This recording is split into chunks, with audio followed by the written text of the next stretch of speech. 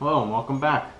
So now we're going to make our Italian lunch, and I'm actually going to be making a very traditional Italian meal.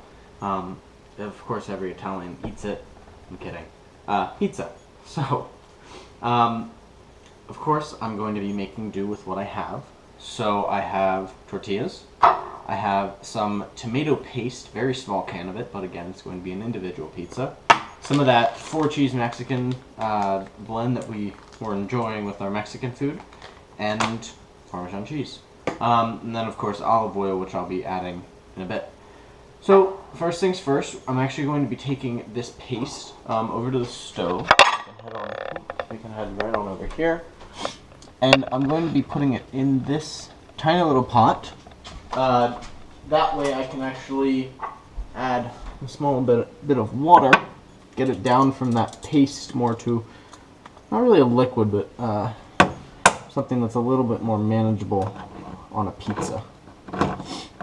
So I know that you would think, okay, well you could just put the whole paste on, but I'm going to not do that. I'm going to add a little bit of water. So let me throw this out.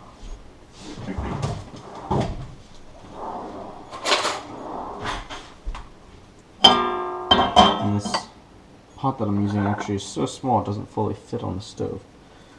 So let's, we can add all of this. That didn't work.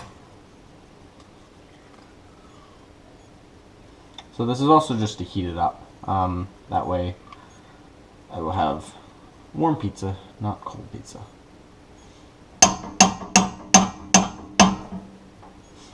There we go. Let's just start warming this up. I don't know how much exactly we will need, but I'm going to have that warm up. I'll use my spoon here. You want to be careful whenever you're using sort of a metal utensil with your pots and pans, because you actually can scrape the bottom of it, and if it's a no-stick pan like these are, or pot or whatever it is, you can scrape that off and then it winds up just becoming a mess, and it's not very nice. So add a tiny bit of water, just sort of to get it mixed in there. There we go, just get it all mixed up.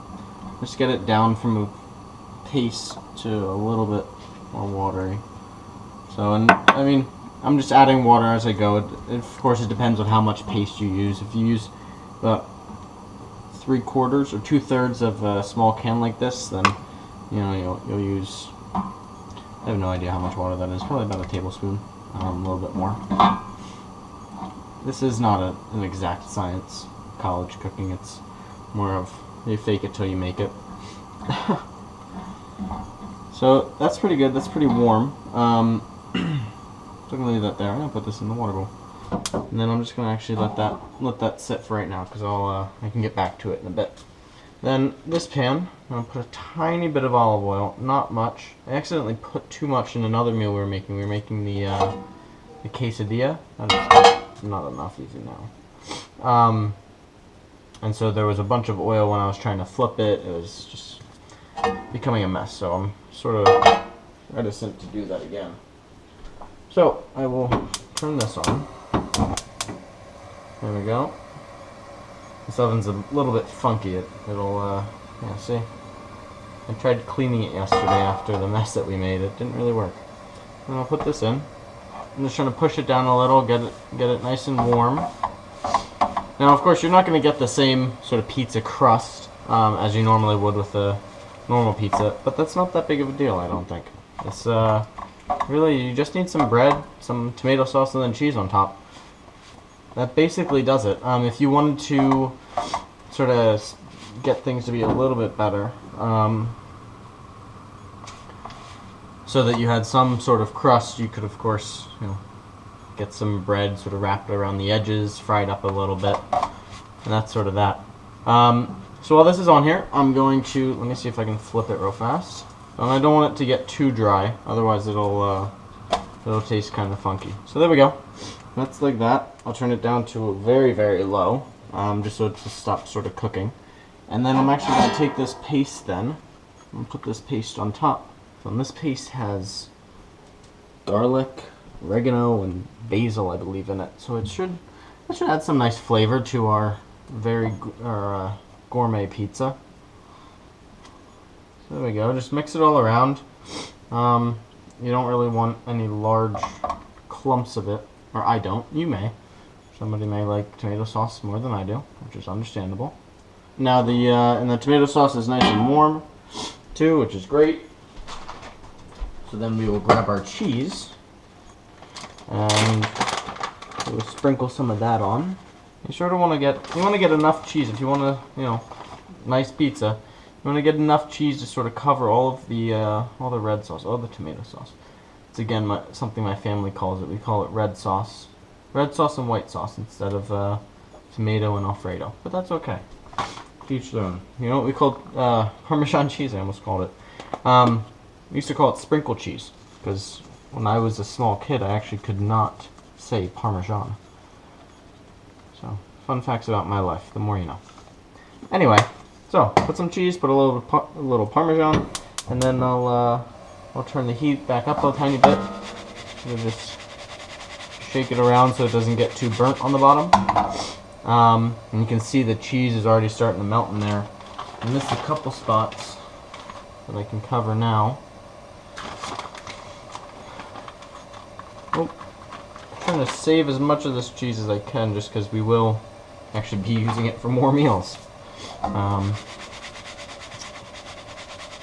there we go. That's really just about it. We have a little bit of extra tomato sauce if you wanted to put some more on top. Cheese is nice and melted, tortilla is nice and hot, and that's about it. So we can take this off now. You can hear it sizzling a little. Actually smells really good, even though it's definitely not a normal pizza. And of course if you wanted to really get the top done, you could put it in the oven. Put it on broil or something, and that'll get the cheese nice and solid. Let me get that. And there we go. There's our pizza.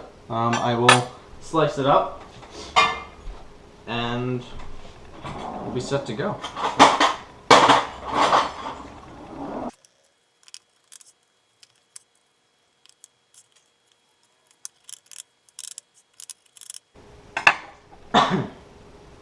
So there we have it. There's our pizza, and it's actually nice. I didn't put the red sauce all the way to the edge. That way I have some sort of crust. I guess you could call it thin crust pizza. That'll work. And it's quite hot, but it's actually really good. That's a very good pizza. So I hope you enjoyed the video.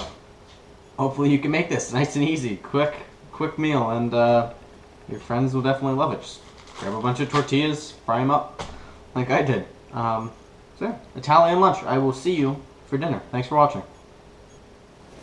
If you'd like to see the recipe, I have the entire recipe down in the bottom in the description, along with the ingredients and everything that you have to do to prepare it. Also, follow my Instagram at college_eats101. I have pictures of all the food and what each of the meals actually is. So thanks again for watching, and I will see you tomorrow.